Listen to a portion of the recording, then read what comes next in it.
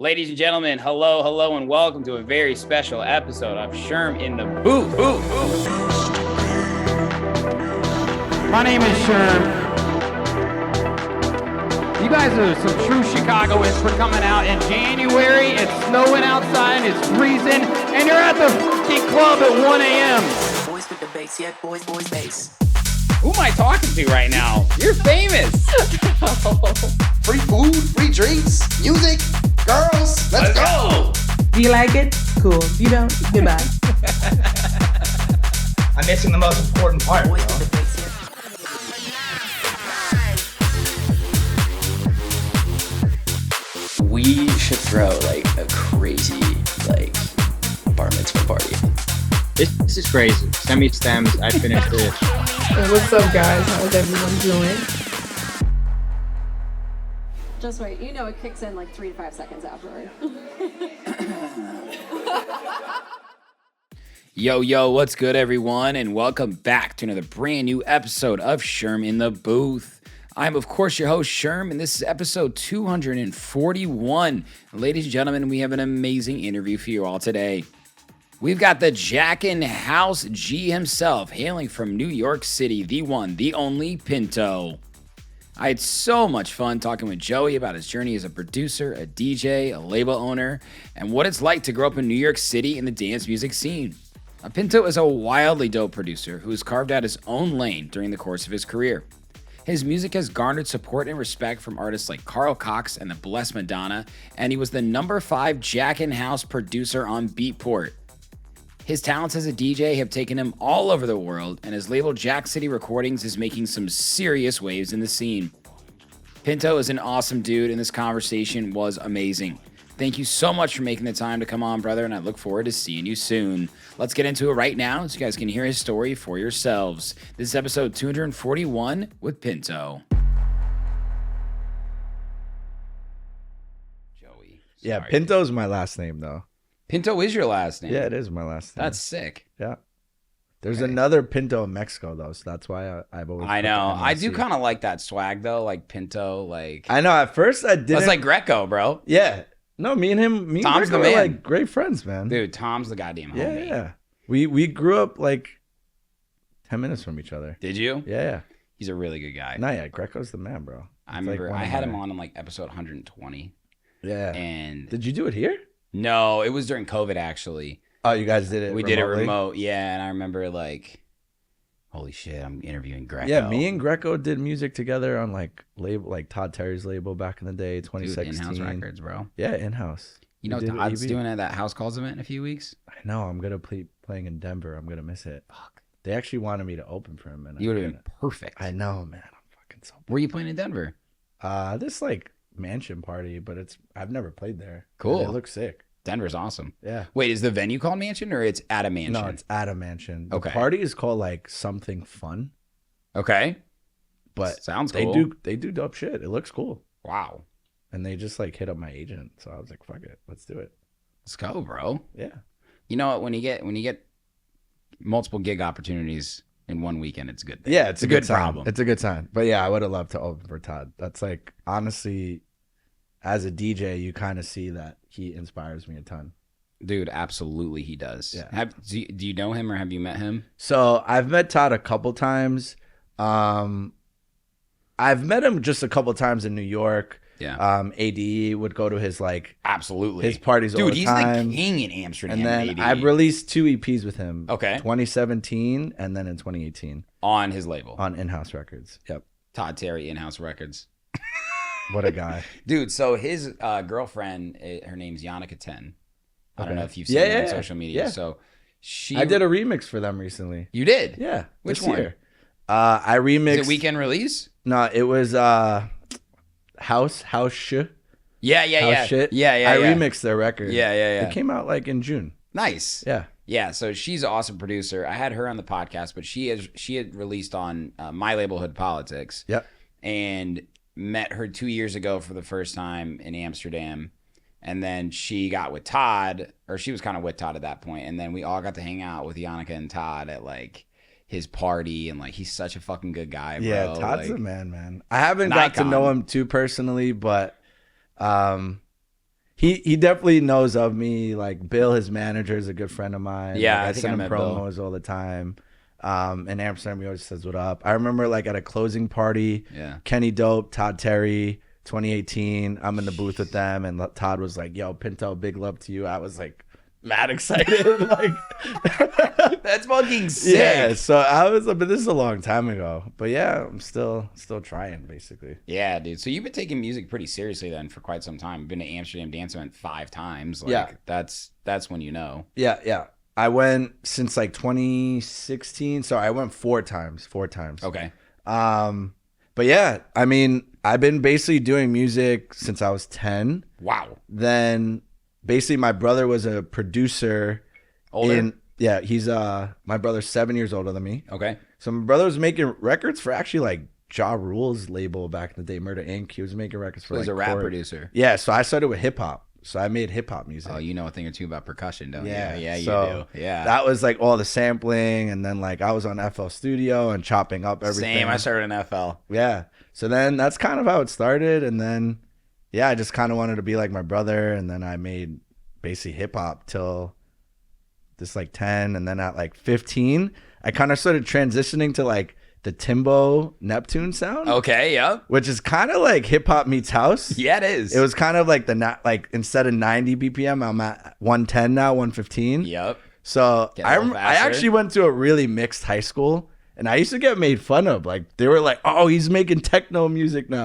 I swear to And God. you were at only 110 BPM? Yeah, they were like, "Oh, look, Joey's not making hip hop anymore. He's making techno music." So I used to get made fun of, honestly, because I was starting to do like that Timbo, like Britney Spears type thing. Yeah, sure. And then, then fast forward, I wasn't a DJ yet, and then I started DJing in high school. Like freshman year of college, and So then it's 2011. yeah, like 2010, yeah, 2011, 2010, Yeah. and then now I'm still here. That time was a really interesting time in music. Yeah. Because like that was, bro, it's crazy to think, that's right when I got into DJing as well.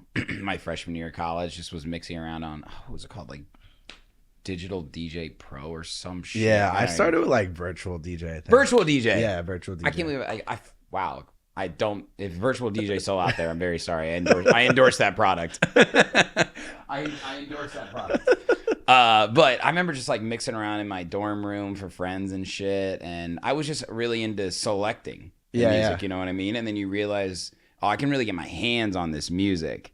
And that was an interesting time because EDM was starting to finally make its way into the US. Yeah. I mean, Or I guess on a more commercialized level. at that time, the like Avicii's, the Cascades of the world. I remember Swedish House Mafia. Of course. Like, yeah, they were pretty much who got me into dance music. for the Yeah, most part. and do you remember like why you actually wanted to DJ though? Because like you were producing rap beats, right? Like you liked electronic music, but like, do you know what I mean? Like I wanted to get my hands on. I loved it so much. I like wanted to try and fucking touch the music. That's like it. I just became obsessed. Yeah, I think for me it was like I basically went to play college soccer at St. John's University. Yeah. My roommate happened to be a DJ. Okay. But he was like 25. I was a lot younger. I was like 17 at the time. He was from Norway. Okay.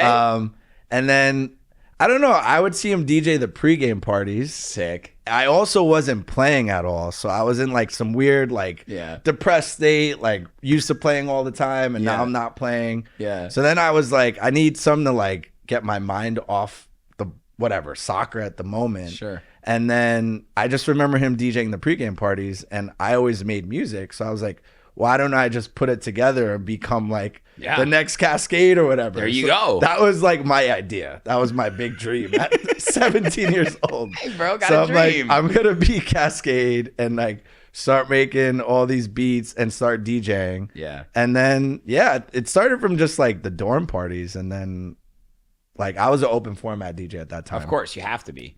So then I just DJ'd all the college parties, and then I don't know, I just kept going. Those days were so much fun. it was just fun.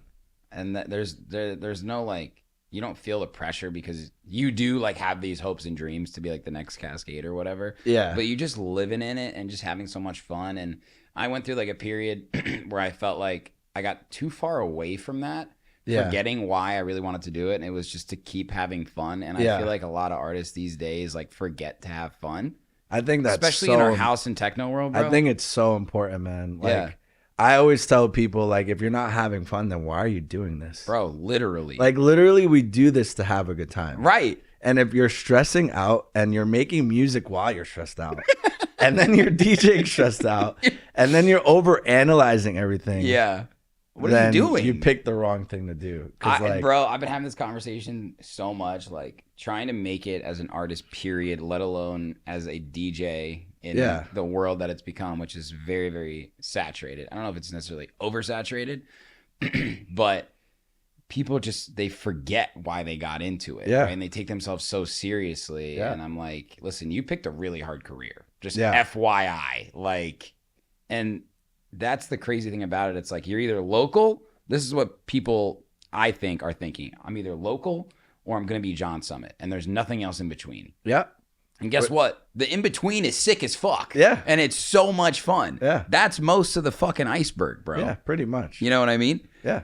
And I remind myself all the time, like, because, you know, it's so hard not to build up things big in your head. Mm-hmm. You put so much effort into a song that you spend months making. If you spend that long, you put it out, it gets 1,000 streams in a month and you're just heartbroken, right? Yep. Why? Did you enjoy making the song? Are you proud that you put it out? Because you're the 1% that decided to put your art out to the world. Yeah. You throw your own headline show. You have this vision in your head that it's going to be popping. 50 people show up when you thought 250 people were going to show up. Yep. And you're upset. Why? Because those 50 people just had one of the best nights of their entire fucking life. Yeah. Right? That's So true. it's like, you got to find the level of managing the expectations. Like, because you have to think big For sure. if you want to have the drive. For sure. But you have to be a little more realistic with the things you can't control. Yep. I always tell people you got to enjoy the process. Yeah, Like, yeah, I've you been do. DJing for 14 years, been making music since I was 10. God damn, dude. So I've been at this for a long time. Yeah. But I just love it. So like I just enjoy all the rejection and all Yeah. all the not paid gigs that happen and all Well- the taking off, like just all the things. You just got to find not a way to like enjoy those bad moments, but like as you get to a point and you keep pushing past those things, you just reflect on them. 'Cause Yeah. like usually, I mean, I'm not gonna say everything, but usually everything happens for a reason, and Yeah. nothing good happens overnight. You're usually So putting true. in the steps every single day. So true, Joey. So it's just like, yeah, you just enjoy the process, the ups and downs, and then when you get to a point, and if you still love it and you're doing it 10 years later, Yeah. I promise good things will happen. It's so true. If you stay in it long enough, like, it will just eventually happen. Yeah, good things are going to happen. I'm not saying you're going to be as big as John Summit, right? But like, you're going to be probably doing something pretty cool if you're working really hard on something Yeah. for 10 plus years. Listen, it's about fulfillment and finding that fulfillment. For sure. Also, you grew up in fucking New York City, so Yeah. you know a thing or two about, I don't want to say rejection, but also like working your fucking ass off Yeah. to like make yourself known. Yeah. What was it like? I mean, I guess for you and your friends culture-wise, like saying I'm becoming a DJ, was it normal? Because I told you I'm from Indiana, bro. Like there was no one doing that, you know? In New York, it's definitely pretty normal. Okay. Which is like a blessing and a curse, right? sure. There's so much competition, like bet. so much. Even at a young age, too. Even at a young age. Yeah. So getting that 9 p.m. to 10 p.m. slot is a grind.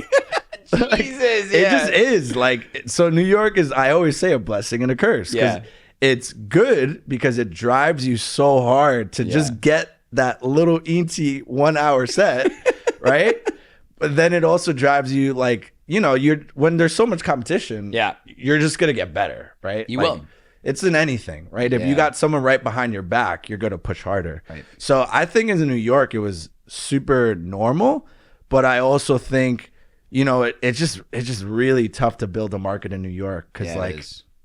everyone's kind of cool and there's a lot of people making music. Yeah, of course. And what are you doing that's a little bit different opposed to everyone else?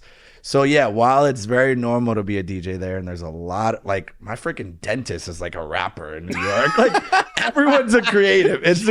You just meet like Uber drivers who are like, so what do you do? And I'm like, oh, like I do this and I do music, and Yeah. they're like, oh, what kind of music? And they're Yeah, like, oh, yeah. I love that. Yeah, I'm like, yeah. I've been making music since I was 10. You know what I'm saying? Right. So that's like, New York's an incredible place, and I think It is. it just teaches you that. But Bunch of hustlers there, dude. bunch of hustlers. It's definitely tiring. It's definitely Yeah, exhausting. for sure. But you know, I always say if you make it there, you kind of could really make it anywhere. 100%. Like, I think that there's a lot of meaning into that for sure. What was the like? Did you turn the competition into collaboration? Like, how was it actually trying to like build yourself up there? Because for me in Chicago, one of the reasons I started this podcast was I found it very, very hard to get opportunities because it was hard to actually like nobody knew me, dude. You know, I thought because I opened for Audien at a frat party that would mean I automatically get to play club gigs. Get in the back of the fucking line. Who are you, bro? You know. So I was like, my favorite part was meeting other artists in the music industry. So I said, I always wanted to do a podcast. Let me just interview people outside of the club and just get to know them and learn. And it ended up being like the greatest friendship tool, as I call it. Yeah, what's your experience like with that? I think that's super important, and I think especially, and I'm gonna be honest, in the beginning, I didn't want to work with people as much. Yeah, I bet. Because I don't know what it is. You get competitive. Well, you want to prove yourself. You want to prove yourself. You're like, oh, I don't need that person, or whatever. Yeah. But as you move along in this industry, you, especially in your local scene, what city you're at, the local artists and the people in the industry are so important. Yeah, they're like basically everything. Yeah. So if you're gonna try to be salty with all of them, then nothing's happening. And there always are people that are salty with everybody. And I always tell people that's like the worst thing you could do. Yeah. Even if like that's what you want to do, it's by far the worst thing. And I think as you grow in this industry, you realize that it's the best thing you could do. It's not even something that I just do it because I have to. Yeah. It's the best thing you could do. Because at the end of the day, we're music. We're about bringing people together. Yep. Like it's all about working together and doing parties together. Maybe, I don't know, maybe that person has a connection to this label. Yeah. And you can help them to this label. And then there's a podcast you could join. And there's just, I mean, at the end of the day, music is about bringing people together. Yeah. That's literally the main goal about it. And it's such a if you're small DJing scene. by yourself in like your room, which is fine, but we all start there. Yeah, exactly. But at the end of the day, you want to DJ in front of people and you want to bring all collective people to a room. So like 100%. I mean, in this industry, if you're not working with that competition, then you're doing it wrong for sure. Yeah. No, I like that. I like that perspective. That's what's been really cool about building my name in Chicago, because like it's a lot different than New York, but you do really have to prove yourself. Like New York and Chicago have a lot of similarities because of the communities in those cities, right? Like New Yorkers are hardcore New Yorkers. Yep. Chicagoans are hardcore Chicagoans. For sure. We're also very spoiled. You know, it's funny, like in Holland, right, in the Deutschland, bro, they're spoiled as fuck because they got the best DJs and producers in the world that are from there, so they get high quality all the time, right? So you realize, you know, the outputs in New York, didn't that close, didn't it? It closed. All it's called Superior now. But I'd say the best club in New York now is like Elsewhere, probably. Yeah, for sure. I've heard great things I'd probably about say Elsewhere. You play there all the time on the roof, right? I just, not all the time. The first time I opened for Torn Foot, which was really cool. That was like a month ago. Okay, that place has a really good culture behind it, though, I've heard. Yeah, it does. And so that's like maybe the spy bar of like Chicago, right? Yep. So if you want to play at these venues, you got to realize it's not about just like impressing the promoter and bringing people. Like you need to earn your stripes and like prove yourself as like a solid fucking DJ and artist. For sure. And there's something that is associated with the culture and the community behind it. So it's been really fulfilling for me to sort of earn the respect, I guess, you know, of like other artists, yes, but also the people of Chicago. Yeah. I mean, it's part of it, man. That's part of that's what you got to do. Especially, again, like I said, especially in your local community. You know, what are you doing for the community, right? Yeah. If you can't do this for yourself, like in a lot of ways, right? This is about the people, right? Your art is going to be different to everyone. I'm not saying make music because you want to fit in. Yeah. But like you're also doing this for likes of people like us, right? So like the community is insanely important. You fucking get it, bro. I try to. You fucking get it. I've just been in it for a long time. So yeah. I didn't get it at first, but like when you truly love this stuff, you don't do it for like the girls and the bottle service and the tequila and like the status quo and the Instagram likes. At like, first it's tight. Yeah, it's cool. I mean, who doesn't like attention? It is what it is. We're humans, right? Yeah, absolutely. Like, of course we like attention, right. But when you get through all that stuff, you realize like you can't last too long in this if you don't truly love it and Yeah. you're not truly doing it for the right reasons. So I've just always done it for the right reasons. At least I hope I did. Yeah. And like even my style of music, like I never made like tech house. I never really made techno. I never really made like things to fit in.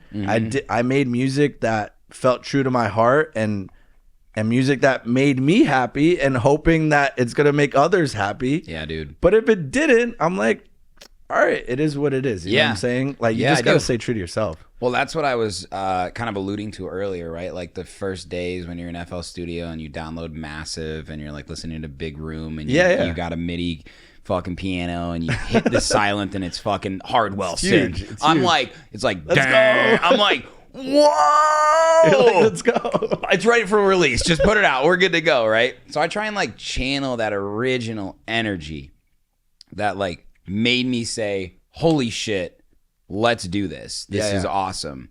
And I think that's something that I'm always drilling into my own head, but also trying to remind everybody else. Like not only just new artists, but like I'm sure we've both come across a lot of artists that I don't want to say like are washed, but like have lost their why, have lost their love, and they feel really stuck. And I don't think it has to be like that. For sure. I kind of see it all the time. There's a lot of artists that are like trend chasing, which I don't really love. Trend chasing, and losing sight of the vision. Yeah, I mean, I always say testament, like I told you I started from hip hop. Right. When you hear my music, you kind of could tell I started from hip hop. For sure, dude. I've made a couple techno-y sounding records. Yeah. Like my Warehouse Symphony record Very dope. is on Cats and Dogs label, which Yeah. is like a huge techno-ish drop. Yeah. But like I called it Warehouse Symphony because I was always in New York and was used to hearing these big drops and the gritty warehouses. So I was like, I'm going to make something that resonates with my city, but also stays true to who I am as an artist. Yes, dude. And it's like a big stringy sample and then it drops to techno. And I didn't know if it worked, but I was like, it still sounds like me. You know, I'm not trying to be someone else. And if it works, it works. And if it doesn't, it's all good. Like, I think you just got to be like, you know, everyone has insecurities, but you got to get secure as you are as an artist. Yeah. So I'm just very secure where I am and just make music because I love it and I hope people like it too. Of course. And people definitely do. And tell me unfiltered, bro, even though for as long as you've been in the business and as an artist, as a producer, seeing somebody like Carl Cox and Blessed Madonna support that shit. I mean, that is amazing, bro. Like fucking cheers to that, man. Yeah, salute, man. Listen to what you just said. You chose to be yourself and follow a path and make a sound that was unapologetically you. And they said, yo, I really fuck with this. Yeah. That's so cool. Speaking about Blessed Madonna and Carl Cox, so like my first week living here officially in Chicago, I moved September 1st. Yeah. September 7th, I think, Blessed Madonna was doing a like a private party at Gramophone. Yeah. So she invited me. She said, come hang out. So I got to meet her. And I'm like, dude, I just moved to a new city and I'm like just chilling with Blessed Madonna. It's so insane. sick. There's like 40 people there. Yeah. And then I got to meet her and then she told me, quote for quote, she said, Warehouse Symphony was my favorite track of the year. She literally told me that. And I was just like, damn. That's a Chicago selector. And right I was there, like, bro. damn, Yeah. that's so cool. Like, I actually like was so unsure about that record in some sense because it was like a little different. Totally. But then I was just like, you know what? That's kind of why you do it. And then kind of a funny story about Carl Cox. That's so cool. 2021, I was playing in Montreal. At that time, I'd already been DJing for 10 years. Yeah. I actually said I was going to quit. I wasn't going to like quit, but I was going to take it a lot less serious. Yeah. So I was just going to say, you know what? I'm going to take a step back from music. Yeah. Gotta chill. Like, I don't got to go like stressing and go crazy. You're already stressed out about the Knicks. Enough. Yeah, exactly. Oh my God. Let's not get started, bro. So I was like, you know what? I'm gonna take a step back. Like I feel comfortable with what I've accomplished as a 10-year artist. Right. Like I've been doing it for a long time. Totally. I'm gonna take a trip back. So then I'm in Montreal. I go get a coffee. The place is called Bodega, by the way, and has like all New York signs. They're playing one of my favorite records of all time, Song Cry by Jay-Z. Wow. So then I'm just like, oh, this is kind of cool. It's kind of dope. Like, this reminds me of home. So then my brother texts me. He goes, yo, because I was away. He goes, can I borrow your car in Queens? Because we live a couple blocks from each other. Well, did, not anymore. And then I'm like, yeah, of course. Texts me maybe an hour later and goes, yo, you're gonna freak out. And I'm like, oh, dude, God, he like, crashed the car. yeah, you crashed the damn car. I'm like, fuck. So then he's like, nah, bro. He's like, and then he sends me a text message, and I just see Carl Cox. So I'm like kind of confused at first. And then, yeah, he's playing my track Dangerous in like Italy. And dude, I teared up a little bit. Like I was just like, literally 2 hours ago, I literally was getting a coffee, really content where I was. Like, you know what? I'm going to take a seat back. And then I was like, all right, I guess it's not time yet. I was like, nah, Dude. I got to keep going. So then, yeah, I'm like drinking iced coffee in the middle of a random park in Montreal. Love that city, by the way. And then, yeah, Carl Cox plays the record. And then from there, I started touring a little bit. And then, yeah. That's so cool. Great Yeah. story, man. Yeah, it's kind of crazy. That's a sign. Yeah. You don't have to be religious to Yeah, believe whether in it's the- God or the universe, whatever you believe in, that's a sign. Absolutely. That's a sign. Yeah, dude. Fuck, that's amazing. Yeah, man. Yeah, really cool story. DJ support is something that is so highly coveted and sought after and really essential. Yeah, for sure. Of course. And I don't know if you saw, I was able to have a one-on-one conversation with John Summit a few weeks ago in front of an audience. I did see. Yep. And I asked him, in your early days as a DJ, you know, what did success look like as a producer? Was it Beatport sales? Was it Spotify streams? Is it DJ support, right? Mm-hmm. And he goes, Beatport sales can be faked. Yeah, and they purchased. definitely could be. Spotify is passive listening. Yep. But DJ support Yep. is what gives you the validity not only to the outside world, but also you as a producer. And the hard thing to do is, one, get the attention of these people. Yep. Like, do you know how Carl Cox got the track? No idea, man. Okay. And it's kind of crazy because I released it on my label, and at that time, That's that was like my third release on the label. It's kind of crazy, man. So like, I always tell people, if you're unsure about a record, just put it out. Absolutely. There's nothing bad that could happen. No, there's nothing bad that could happen. If you like it, just put it out. People are like, I mean, producers especially are just too over critical. They are. Just put your music out. And they think if I don't release this on a somewhat reputable label, then it's not worth it. Yeah, I put the record out on my label. You're just burning. What's art. so crazy is Yeah. I didn't even like that record. You did. No.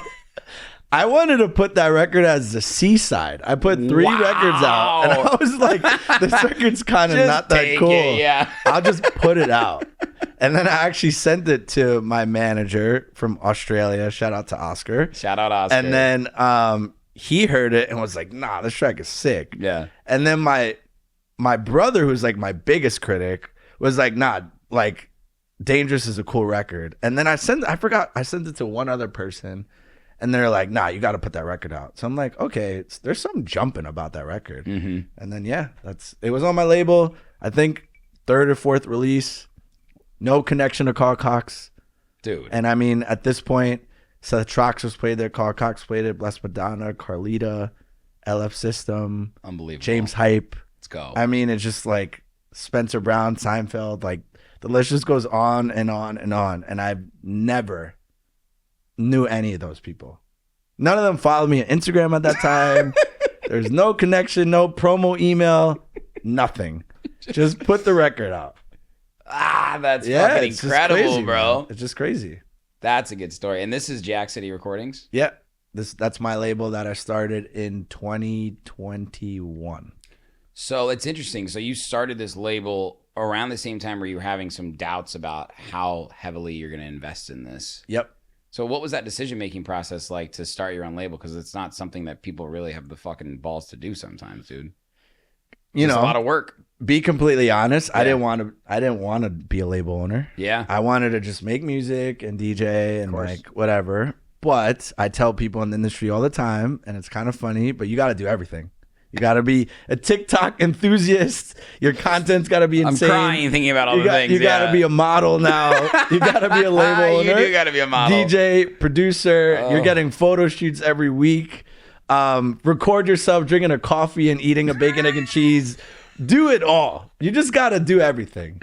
So I didn't want to do it, but I knew I had to. Oh. And at the time where I had doubts, I was like, maybe if I take a seat back, I could just fulfill my music love through the label. Sure. So it was just like kind of let's see how it goes. I didn't expect to like have this success that I've had. But yeah, I didn't really want to be a label owner, but in this industry, especially today, in a saturated market, you really, no joke, have to do everything. Like, you do. Everything. You do. And I guess the good thing was starting a label called Jack City Recordings when your sound is Jackin disco, Jackin in general, right? Yep. You were able to give yourself a perfect platform for you. It wasn't hard for you to get your music on other labels necessarily, but did it feel right? Like, I need a specific label for my specific sound. I might as well start my own. Yep. That's basically what it was. I mean, at that point, I've released with all the basically the people I wanted to release it. Like, sure. I did an album with Nervous Records in Amazing, 2018. bro. Yeah. Then I released with Glasgow Underground. I was with Material. I did Happy Techno. Rossum. I did Rossum. Shout out to Greco. That's my boy right there. Yep. I just released with In-House Records. Right. Like I did pretty much everything I kind of wanted. Sure. So at that point, I was like, I could self-release and people are going to support it. I felt comfortable and confident enough to say that. Yeah. Where there's people who start labels like when they have no music out. I'm not saying that's wrong either. Yeah. But I did it in a way where I wanted to feel comfortable where like I have a market already. People are going to go find my music, whether it's on Nervous or Jack City Records, right? So like I was just like, makes sense to start my own label. Mm-hmm. So that was kind of my thought process behind it. I think that's smart too. And I always encourage artists that are like in that stage we're talking about where they want to release all their music on labels. It's so fucking hard to get your music on labels, bro. It's very tough. Because the barrier to entry is zero these days, right? Like kids are producing so young. A lot of labels are not changing their sound, but like there's not a lot of Nervous Records and Glasgow's out there anymore, bro. No, you know what I mean? And they get so many fucking demos, Defected, right? Like these really legit labels. And artists also expect if you release on these labels, that means like it's going on a global tour. No. Doesn't happen. This is a vehicle, a medium for you to get your music out there. So I would always encourage artists, and I've said this before and I'll say it again right into the fucking camera. If you have music that you want to get on a label and you're not getting responses or you're not getting the timetables that you want, Put it out yourself. Put it out. You don't even need to start a label. Use DistroKid. Yeah, DistroKid. Learn how to upload a track into a DSP. Learn how to promote a song. Learn how to promote it after you release a song. There's a lot of access to like basically everything now. Right, because label owners or label managers like you and I, we want to work with artists that give a fuck. Yeah. And don't expect all the work to be done because we can only do so much. Yeah, and it kind of goes back to the relationships, right? Absolutely. Like, kind of what we touched base about before. Like, I've met a ton of these label owners at ADE. Mm-hmm. So people are like, how'd you get your music on them? Well, I met them personally and I texted them. Like, I'm not sending on, whatever, toolroom.com, demos.com. Yeah, it is yeah, what yeah. it is. So like, like it's kind of like a huge thing. Obviously, music is the most important thing. Yep. But like in any industry, what you do in the world. Yeah. Right? If it's corporate or music, whatever. It's sales, dude. It's sales. Yeah, relationships matter so much. So like, yes to those artists who are like waiting 6 months, put that music out. Mm-hmm. But I always tell artists who are like new to releasing on labels, release what your local scene first, in my opinion. Absolutely. Like maybe that label's doing parties once a month. There's a community based in it. Mm-hmm. Maybe they do a party in New York in a year and you're like, wow, I just got to New York and I'm playing. Or release with like those smaller labels first. Yeah. And that's basically what I did. Yeah. Where you get an answer within a week or even a day, right? You get that answer quick. So you're like, dope, I just got more music out. And then when your time is right, the big labels will come to you. Like, example, like Cats and Dogs. I've been a fan for them for a super long time. So dope. They played Dangerous. I didn't know that. Then reached out to me and said, we would love for music to get music from you. That's when I released with Pets. I would have never got that 2 years ago and just sent to demos at Pets. Never say never, but the chances are like a lot slimmer. And especially when you're newer and they don't know you, like, do you really want to wait 8 months to get an answer that says no? I don't know. I just think release with those smaller labels first, those community-based labels that are doing things in your city. You'll play shows, you'll meet people, you'll build better relationships. And if you continue to progress, the bigger labels will come to you. Absolutely, because you've proven yourself for sure as an artist. And I think, first off, you gave a lot of great pointers there. And this is something that I've tried to think about a lot. so many people, I don't know if it's like this in New York, but they're always trying to get out of Chicago or get out of New York and get their name made elsewhere, but they can't even sell tickets to a show in their own hometown. Yeah. Dominate your local market. For sure. And when I say dominate, I don't mean like come to my show. Like make people want to come to see you play because this is your home. This is your community. For sure. And then you build it up over there and you expand in markets through labels, through connections, through gig swaps, whatever it is, right? Yeah. Like it should be like a gradual process. For sure. And I think, you know, in our world today, everyone wants overnight success. Oh, yeah. And can it happen sometimes? Yeah, it happens. Yeah.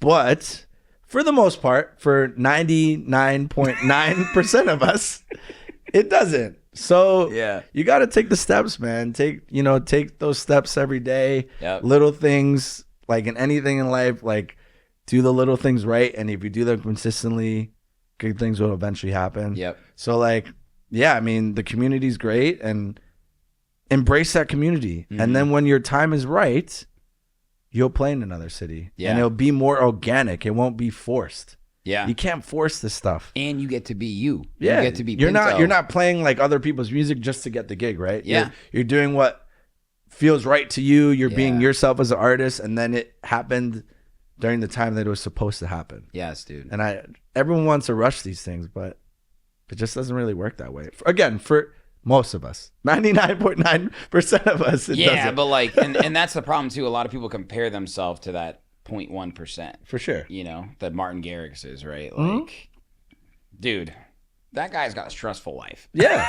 Yeah. Like, I mean, all those gigs and stuff, man. Yeah, all respect to him, but like, you hit it big. Touring's not easy, man. I like hot topic or like, hot take or whatever. I think going viral when you're not equipped is the most dangerous thing that can happen to an artist. Look at even in athletes when they're not ready. They're Absolutely. the face of the league at 19 years old. Dude. I wouldn't want that pressure. No. I'm 32 now. I feel like I'd be ready now. Exactly. But at 21, oh my God. You're not equipped, bro. No. You're not equipped. No chance. You're not equipped. So if you think that going viral is going to lead to long-term success, let me tell you, that's going to lead to your demise. For sure. It's great. For sure. To get yourself out on social media. It's a necessary medium. It's a necessary tool in today's it's a tool. world. For sure. I don't want to say evil because I don't believe it's evil. I choose to look at it glass half full. Honestly, I see the negative effects. But I think that if you're an artist and you're like pushing so hard to like go viral and all this stuff and like you forgot like, or you've never even toured or you don't even have your own CDJs or you like haven't done anything that is the little things about the music industry that can crush you. Yep. You're never going to make it. Yep. So know that it is a journey. It's about for sure. I think you need double-digit years if you really want to last, like 100%. Yeah, I mean, I always try to tell people, like, and I think I've kind of gained respect in the industry because I've kind of done it for a long time. Absolutely, bro. So, but yeah, I always just tell people, like, like I get frustrated sometimes. I'm like, damn, why aren't I doing more, right? Yeah. But, you got to have those conversations and you got to get back to the place of love that you're doing it because you love it. You're not doing it because of access or all those things, right? So you got to kind of get yourself back there. And when you always just got to, I don't know, have faith, whatever you believe in, that when it's your time, it's your time. Which through my story, I've kind of seen that happen, right? I've been frustrated plenty of times. I've thought of quitting hundreds of times. Yeah. But then I got to a place of like, no, I just love to do this anyway. So whether I'm not playing or I am, I just love it. So I don't know. I always just tell people, do the little things and you just can't force the stuff. You just got to let it happen organically. And then when it does happen organically, it's just so much more refreshing anyway. Yeah, it's so cool, Joey. And like all the things that you're saying are really just the truth of what it takes to become an artist over the long course of time, right? Like you've earned your stripes as like, for example, and this is so sick, by the way, like Beatport's #5 Jackin House producer, bro. Like that's very sick. It's kind of crazy. Did you ever set out with that goal? Probably not. You wanted to make your music and it was Jackin House and it got categorized on Beatport. People bought the fucking music, right? Yeah. I didn't even know. So going back to how I started making Jackin House, I didn't even mean to. Like, dude, it's really funny. So no way. I didn't mean to make Jackin House. I had no idea. Like, I just, basically what happened was in 2010, I started DJing. I was actually making like EDM stuff. Sure. Like I was trying to make more like Swedish, like Avicii style, like a little bit of really Swedish house. progressive, yeah. Yeah, progressive, bouncy. Nothing too like rehab, nothing too electro. Yeah. My stuff was very housey-ish. Yeah. So then 2014, I'm like, all right, I'm gonna quit. I'm gonna quit DJing. But then I was like, nah, let's not. But like, let's change the sound. Yeah. Luckily, because my older brother was kind of educating me, and we were going to like see like Damn and Swindle and like Juice and Ceballos. And, Okay. like, all the people. What's your brother's name? Jimmy. Jimmy. Shout out Jimmy, Shouts bro. to Jimmy, man. Shouts to Jimmy. Jimmy's a big reason. Yeah. So then we saw MK, and like then I saw Hotson's 82. Oh. So I'm like a 20-year-old, you know, and then I'm like, oh shoot, there's more to like than just EDM. Yeah. So then literally my goal was I'm going to take my hip hop roots and combine to the drums that I heard Hotson's 82 play. Yeah, dude. So that was, I didn't even mean, like didn't mean to make Jackin House. You were under the influence. Yeah. I just was like, these drums are like kind of 90s sounding. Yeah. And I think from being New York, like I always wanted to make something with a bit of energy. Sure. And it kind of makes sense why I make high energy music. I'm actually kind of a low energy person. Mm-hmm. So music gives me energy. So when I make it, I want it to give me energy. So my drums are like fast and drivey. Mm-hmm. And then that comes from New York. And then I started sampling like I used to when I was 9 and 10. And now I'm 22. And I just was like, all right, let me put it together. Wow. And then I released on J. Paul Ghetto's label.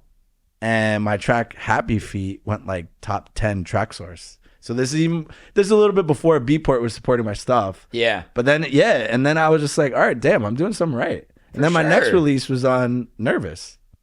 Oh, that was like my third release. Nervous Records. Yeah. Bro. And it was like 2017, 2016. And it was like 3 tracks, wasn't it? Yeah, I did.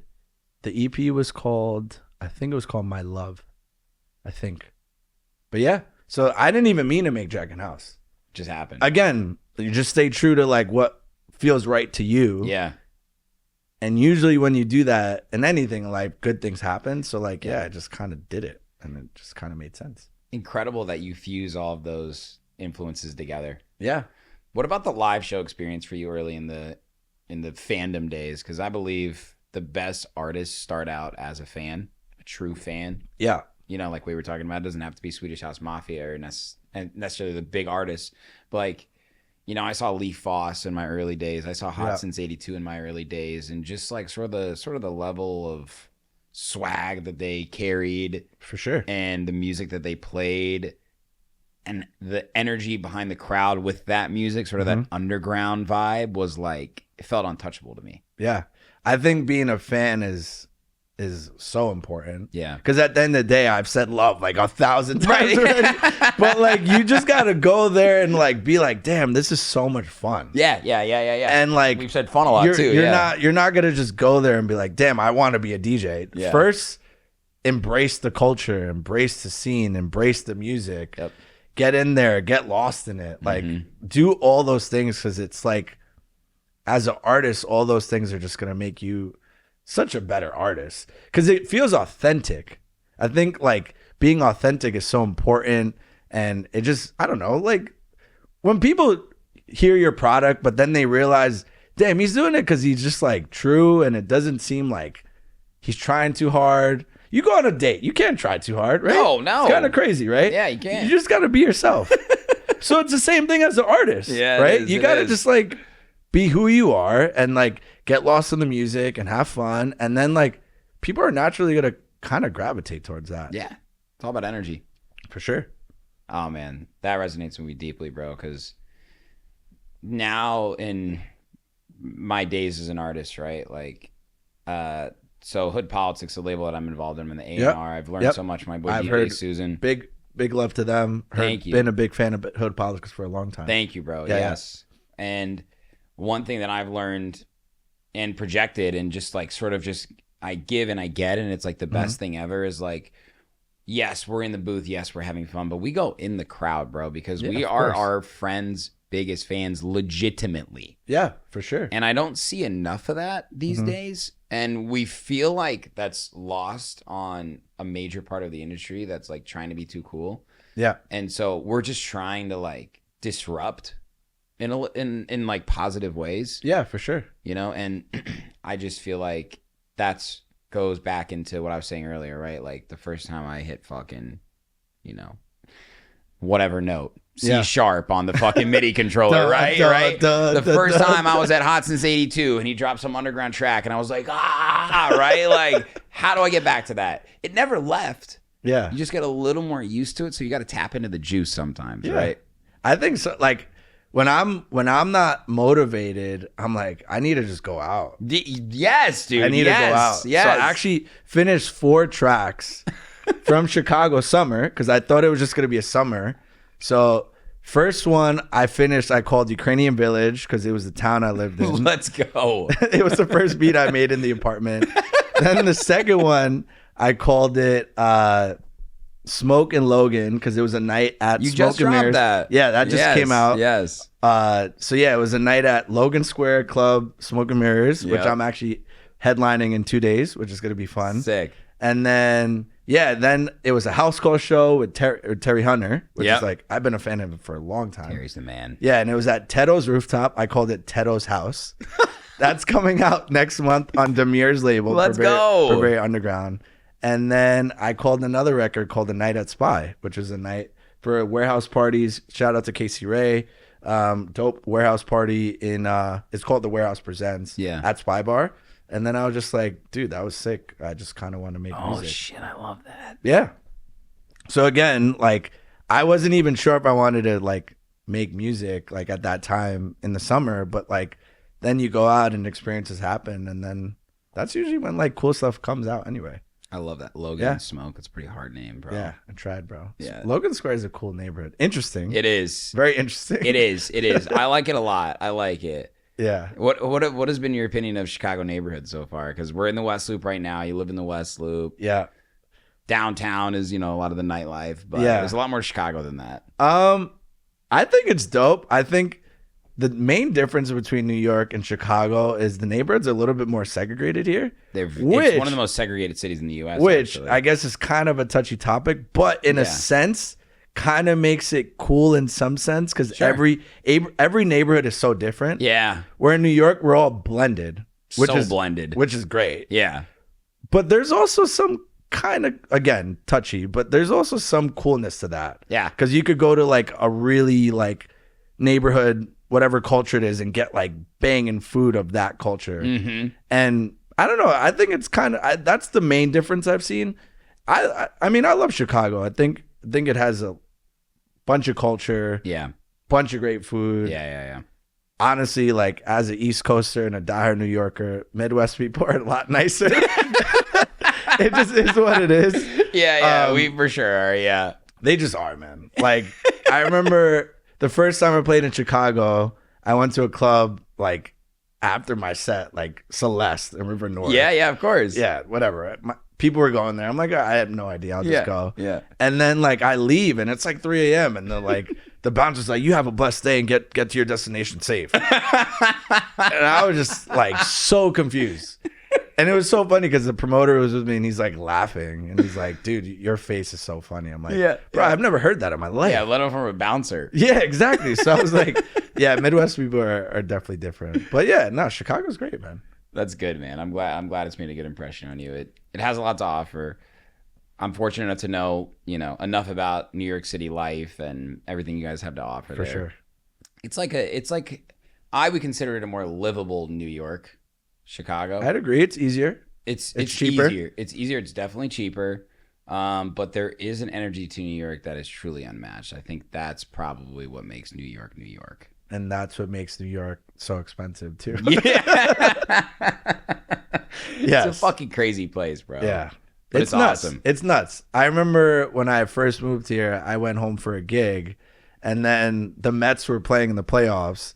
And the second I get on the train, I hear, I don't think my New York accent's too strong. I definitely have one. It's not. I have strong. it. Yeah. But like, it was just funny because like, they're like, oh, the Mets fucked up tonight. Like, just the second I get in the subway and I'm just like, yeah, I'm back home. Like, it's just different, man. Dude, the sports scene in New York, though, is fucking epic.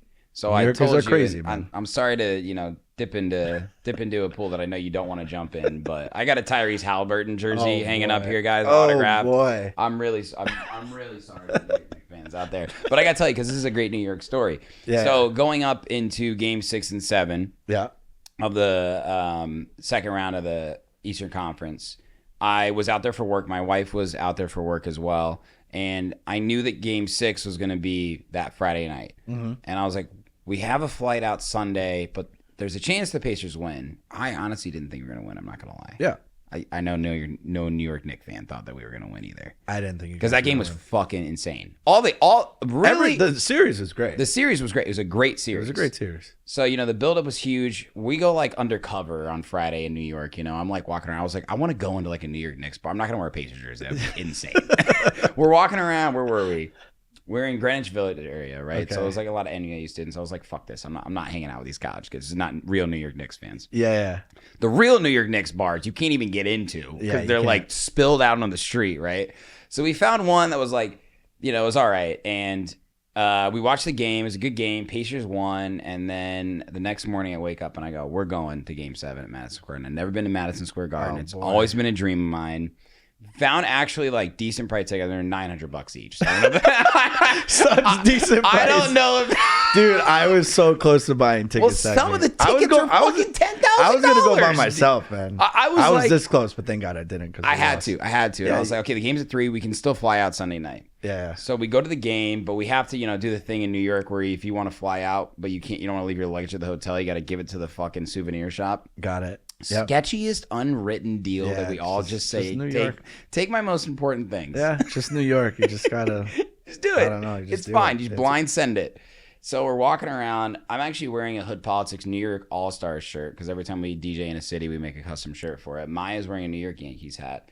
And in a bag, I'm carrying around a Tyrese Halliburton and Reggie Miller jersey. Oh, because I'm like, I couldn't be a bigger pussy. I should have just put it on. But I was like, we were like walking around for like 2 hours. I was like, I can't. I don't know what's going to happen. Yeah. So, and I texted my cousin. I go like, I'm going to the game. Like, can I wear a jersey? He goes, don't be a pussy. Like, I was like, all right.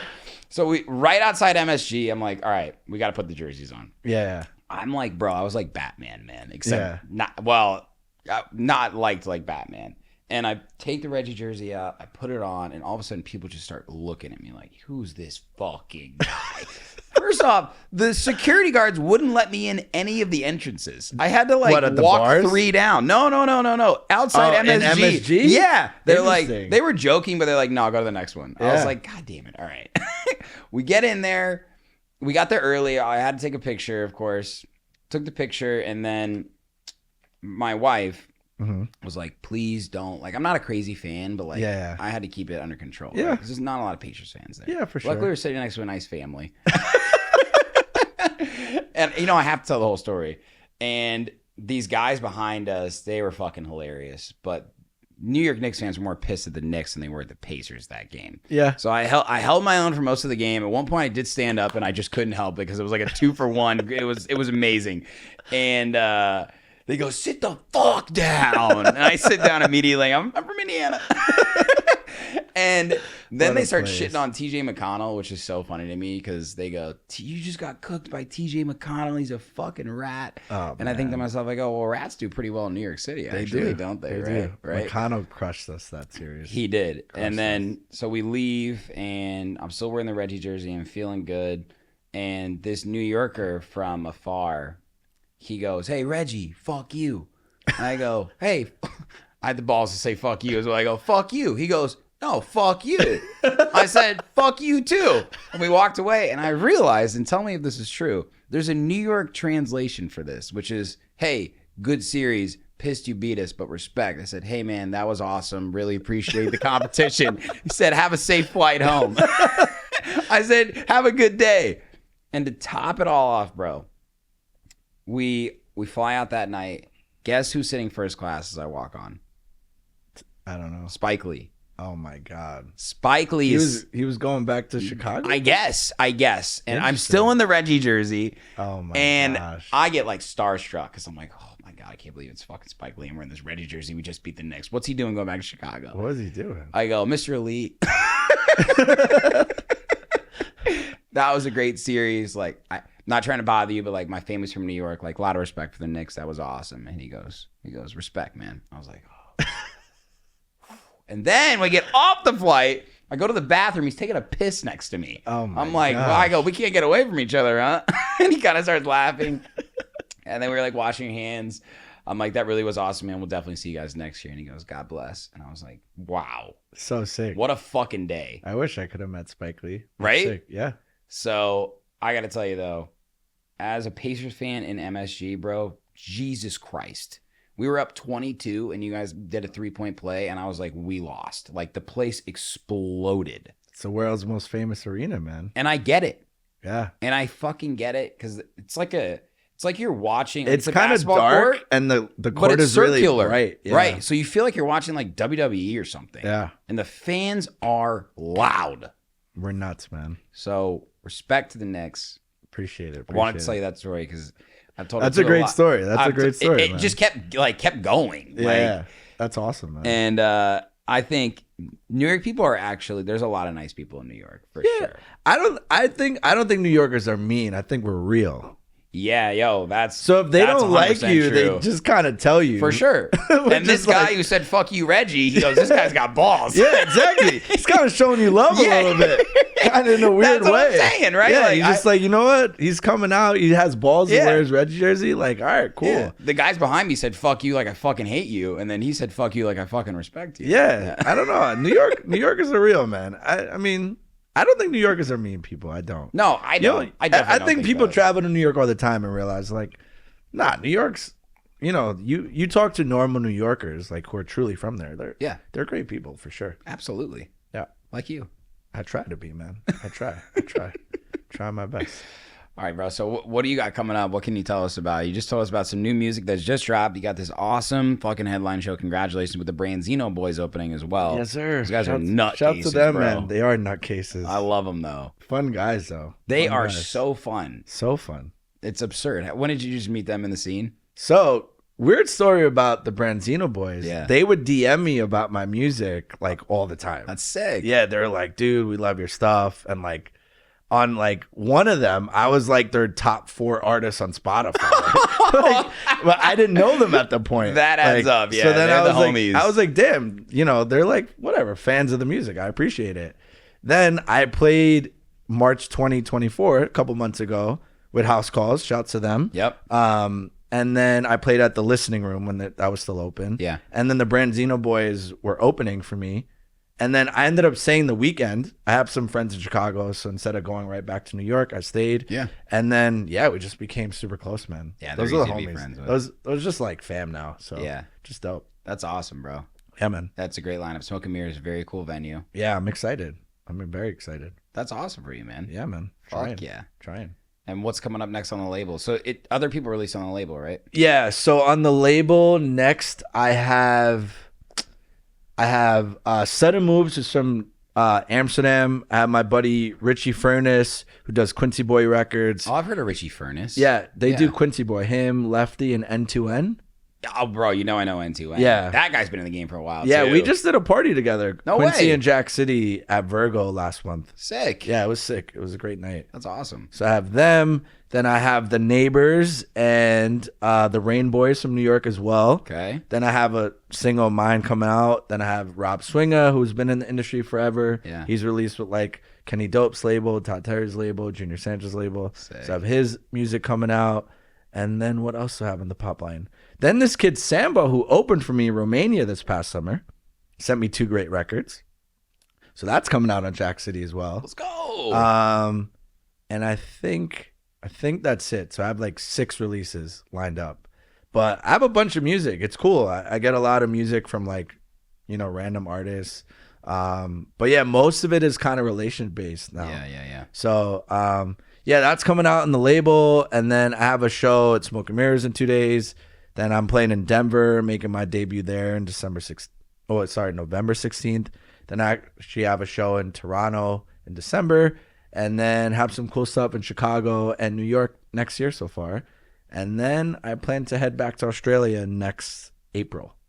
Let's go. Yeah. So cool stuff. A lot of exciting things to look forward to. Yeah, man, just trying. And you're balancing your day job while you're doing all this stuff too. Balancing it. Is it remote? Remote work, which helps a lot. For sure. You You like Central Time?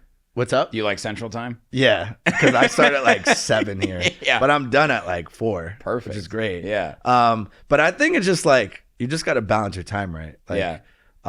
You can't say yes to everything. No. And as like, I think when I was like 25, 26, I said yes to everything. Power of no. Every dinner, every happy hour, every event, I'm like, yeah, I'm there. You just, like, as you get older, And you're fully there. You don't have the energy to do it anymore, No. but especially if you're gonna like do the day job and the music and the label. Yeah. So I'm technically doing like 3 things and making music. It's like you just got to really manage your time well. And yeah, my biggest thing is you just got to say no sometimes, Yeah, whether you it do. hurts, but you have to. The power of no, not only for gigs and music and opportunities, but also that's for important. yourself, Yeah, your personal life. for sure. You got to say no to some gigs though too. You do need to You say do. no to some gigs. You do need to say it's no. hard. It's hard to in the beginning. It definitely is, but you'll get to a point where you know that it makes sense to say no. Yeah, for sure. For sure. Dude, this has been so much fun, Joey. Yeah, I knew it would be, but it's been even more fun than I expected. Yeah, man. Appreciate it. Had a great time. We should start a NBA podcast. as Let's well. do it. Yeah, Let's do it. I thought you said you're gonna say no to things. You just committed to a podcast, bro. See, this is what happens, bro. You just want to say yes to everything. Bro, I listen to some of these NBA podcasts, and it's just like, I don't want to say they're like amateurs, but like, because they're really good. They're like very passionate fans. Yeah. Like I listened to this one Pacers podcast, of course. Yeah. And they just did their 1,000th episode, and I was like, Jesus fucking Christ! Like, you guys are so committed to this. Yeah. I listen to post game all the time. The All 2 the Knicks time. ones I listen to are Locked on Knicks. no. I listened to them before. I listened to Knicks Fan TV and Knicks Film School. Those are my 2. Yes. Those are my 2. And then I'm locked in. Dude, last New York Knicks story. So my cousin, I told you, he moved to LA. Okay. So I go out there to visit him when the Knicks are playing the Sixers and that epic fucking series, bro. You Epic probably have series. nightmares about Tyrese Maxey. That guy's a fucking insane, bro. I hate Joel Embiid too. I Sorry, hate's a very strong word. No, I he's think a it's great player, but I just can't stand him. very controversial. I wonder if he's gonna get suspended for pushing that fucking He got 3 games. already. Yeah, Almost. Shams tweeted it. Yeah, God. that was a bad article though, to be honest. Yeah. Oh, 100%. that was a really bad article. Take 3 games, whatever. For sure. Fuck it. Fuck Yeah, it. for sure. They'll be good. They'll come around. Yeah. But there's I actually have a shirt. I was gonna wear it, but my Indiana Pacers community will probably not like that. It's the Left Coast Knicks. So it's all these New Yorkers that live in LA and they watch all the games in Oh, this that's bar. I think it's sick. called 33 Tap or Tap 33. Sick. I go in there. This is before the series advanced. I got a Tyrese Halliburton shirt on. I'm talking to all these New York Knicks because I thought I was just gonna watch with my cousin, but he takes me to this bar. I'm watching the Sixers game with all these New York Knicks fans, just having so much fun. I bought a shirt right away from this guy. It was Left Coast Knicks. Sick. Yeah, I'll yeah. show it to you actually. Yeah. And I'm talking to all these Knicks fans, and they're just like all these New York City people that are living in LA. And it's really funny because they moved from a basketball city to a baseball city. Yeah. Like LA is not a basketball city, bro. No, not really. Not at all, right? So it was just really cool to see like a tight-knit New York City community Yeah. who like are all the look of them is New York I'm gonna City. start a Knicks squad, like a Knicks team squad here. You should, bro. In Chicago. You should. You should. I'm looking. I even posted on Reddit when I moved here. Did bro. you? That's a I'm commitment. looking, man. That's I'm hilarious looking. because I posted that picture of me and MSG on the Pacers Reddit. to find It like went a place. off, bro. People are like, "Yeah, fucking shove it in their face," Reddit. Goddamn, when the Pacers lose and you go on Reddit, it's like doomsday. Doomsday, bro. Fans out there are nuts, bro. They're nuts, man. I Sports, would be down to watch any New York Knicks game with you. Yeah, I gotta find a couple New Yorkers who are like diehard Knicks fans. I'm going to Indy this Sunday, and they're playing the Knicks Oh, we play at Indy. at Indy. It's gonna be a good one. We both need to win. Yeah, we're 3-3. We're kind of new team though. We're 3 and Brand 4. brand new. We got a brand new team, so Brand new team. You guys will Yeah. be good, bro. I think we're gonna be really good actually. But Yeah. we'll see. Yeah, You we'll never see. know. We'll see. Yeah. You got big body Brunson, bro. Big body Brenson. What a guy. And now we're introducing the new NBA podcast. Brother, this has been so much fun. Thank you. Yeah, man. Thanks for having me. I Cheers. appreciate it. Salud, bro. Cheers. Salud. Hey, what's up? And thanks for watching that video. You looking for more content now? I got your back. Go to my YouTube channel right now, hit that subscribe button, and make sure you turn on all notifications so you never miss any upcoming exclusive artist interviews, Sherm in the Booth clips, new music, live sets, and more. This is your one-stop shop for everything electronic music. Cheers.